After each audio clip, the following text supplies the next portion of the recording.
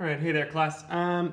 Let's go ahead and go over the questions for Standard 1 on your first assessment. You can use this going forward to review in case you need to take retakes at any point. It should be the same concept, so let's take a look. So Standard 1 was that I can identify subtraction as adding the opposite. So I have a little example here. We know that if you have A minus B, whatever those numbers are, we know that's the same as A plus negative B. That's the opposite of B. So let's look at what we had here. So our first one, number 1, we had 120 minus 6. Now your test had a multiple choice selection, but let's just talk about how we write this as adding the opposite, and then you'll be able to see the correct selection there. So when we're talking about adding the opposite, we're going to start with the same first number, because if we're writing an equivalent expression, we're not going to start with a different number. It's still going to be 120. So we have 120, we know that. Now, it's adding the opposite, so we're going to take the subtraction and we're going to change that to addition. That's the whole idea here. But this is the key part, because if we're starting with 120 and we're subtracting, and now we're starting with 120 and we're adding, we're going to have to add a different number. And that number is going to be the opposite of whatever I was subtracting here. So remember, opposites are the other side of the number line. If it's a positive number, its opposite is a negative. If it's a negative number, its opposite is a positive. So in this case, we're subtracting 6. So what we're going to add is we're going to add negative 6.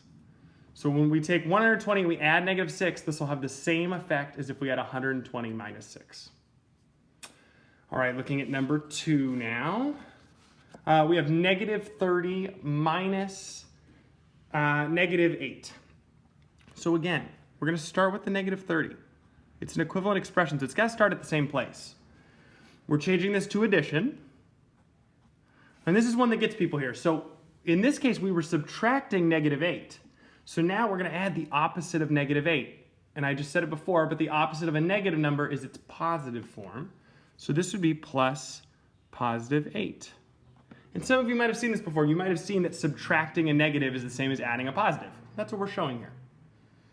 So there you go for number 2. Let's look at 3 and 4 here. I wrote them next to each other, but we'll take them one at a time. If I have something like 5 plus 8, now we're going to go the opposite way. So we've seen that subtraction is adding the opposite. So you can also reverse that, and you could say that I can go from addition to subtraction by subtracting the opposite. So again, starting with the same first number, I'm going to go down on this one, just because I didn't leave myself enough room. Starting with 5, now I'm going to subtract, and if I was adding 8, I would have to subtract the opposite of 8, which is negative 8. And like we just said, adding 8 is the same as subtracting negative 8. It's actually appropriate that I use the same number there. It kind of helps you see that connection. So here, the equivalent expression would be 5 minus negative 8. And the last one here, again, we have addition. This time we're adding a negative. So again, we're going to start with the first number, 6. We're going to change it to subtraction. And we're going to subtract the opposite of negative 18. So we're just going to subtract positive 18. All right, so there's a little review for Standard 1. I hope that helps. Good luck.